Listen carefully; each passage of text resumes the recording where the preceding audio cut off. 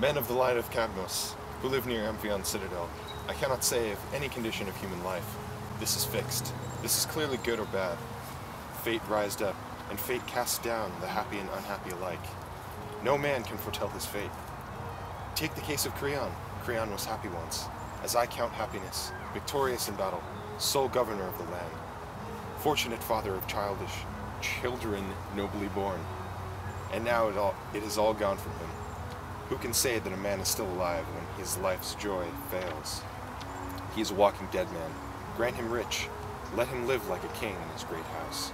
If his pleasure is gone, I would not give so much as the shadow of smoke for all he owns. Your words hint in sorrow. What is your news for us? They're dead. The living are guilty of their death. Who is guilty? Who is dead? Speak! Haman. Haman is dead. And his own hand had shed his blood. His father's or his own? His own, driven mad by the murder his father had done. Tiresias, how clear you saw it all. This is my news. You must draw what conclusions you can from it. But look, Eurydice, our queen, has she overheard us? I have heard something, friends. As I was unlocking the gate of the palace's shrine today, before I needed her help, I had heard of some new sorrow, and I fainted there with all my maidens about me. But speak again, I can bear it, whatever it is, for grief and I are no strangers. Dearest lady, I will tell you plainly all that I have seen. I shall not try to comfort you. What is the use, since comfort could lie only in what is not true? The truth is always best. I went with Creon to the outer plain where Polynices was lying, no friend to pity him, his body shredded by dogs. We made our prayers in that place to Hecate and Pluto, and they would be merciful. And we bathed the corpse with holy water, and we brought fresh broken branches to burn what was left of it. And upon the urn we heaped up a towering barrow of the earth of his own land. When we were done, we ran to the vault where Antigone lay on her couch of stone. One of the servants had gone ahead, and while he was yet far off, he heard a voice screaming from the chamber. And he came back and told Creon. And as the king went closer, the air was full of wailing, the words lost, and he begged us all to make haste. Am I a prophet? He said, weeping.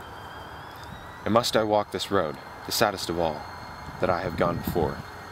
My son's voice calls me on. Oh, quickly, quickly, look through the crevice here, and tell me if it is Haman, or some deception of the gods. We obeyed, and in the cavern's farthest corner, we saw her lying. She made a noose of her fine linen veil and hanged herself. Haman lay beside her, his arms about her waist, lamenting her, his love lost underground, crying out that his father had stolen her away from him. When Creon saw him, the tears rushed to his eyes, and he called to him. What have you done, child? Speak to me. What are you thinking that makes your eyes so strange? Oh, my son, I come to you on my knees. But Haman spat in his face. He said not a word, staring, and suddenly drew his sword and lunged. Creon shrank back, the blade missed, and the boy, desperate against himself, drove it half its length into his own side and fell. And as he died, gathering Antigone close to his arms again, choking, his blood bright red on her white cheek. And now, he lies dead with the dead.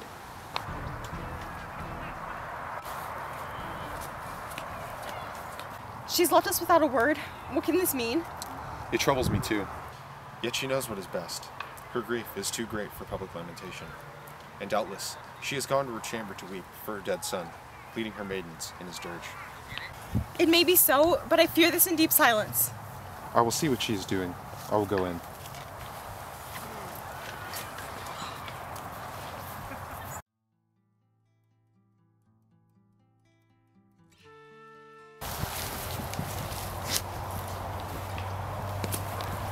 But here's the king himself. Oh, look at him, bearing his own damnation in his arm. Nothing you say can touch me anymore. My own blind heart has brought me from darkness to final darkness. Here you see the father murdering the murdered son, and all my civic wisdom. Haman, my son, so young to die for. I was the fool, not you, and you died for me. That is the truth, but you were late in learning it. This truth is hard to beat. Surely God has crushed me beneath the hugest weight of heaven and driven me headlong on barbaric way to trample out the thing I held most dear. The pains that men will come to take pain. The burden you carry in your hands is heavy, but it is not all. You will find more in your house. What burden worse than this shall I find there? The queen is dead. O port of death, deaf world, is there no pity for me?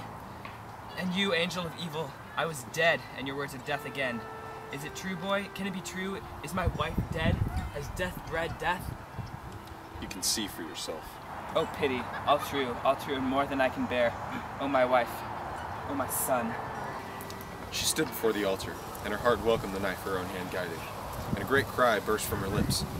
For Megaris dead, and for Haman dead, her sons, and her last breath was a curse for her father, the murderer of their sons. And she fell, and the dark flowed in through her closing eyes. Oh God, I'm sick with fear. Are there no swords here? Has no one a blow for me? Her curse is upon you from the depths of both. It is right that it should be. I alone am guilty. I know it, and I say it. Lead me in quickly, friends. I have neither life nor substance. Lead me in. You are right. If there can be right in so much wrong, the briefest way is best in a world of sorrow. Let it come. Let death come quickly, and be kind to me. I would not ever see them again. All that will come when it will. But we, meanwhile, have much to do. Leave the future for itself. All my heart was in that prayer. Then do not pray anymore. Disguise death. Lead me away. I've been rash and foolish. I've killed my son and my wife. I look for my comfort, and my comfort lies here dead. Whatever my hands have touched has come to nothing. Fate has brought all my pride to a thought of dust. There is no happiness where there is no wisdom. No wisdom but in submission to the gods. Big words are always punished, and proud men in old age learn to be wise.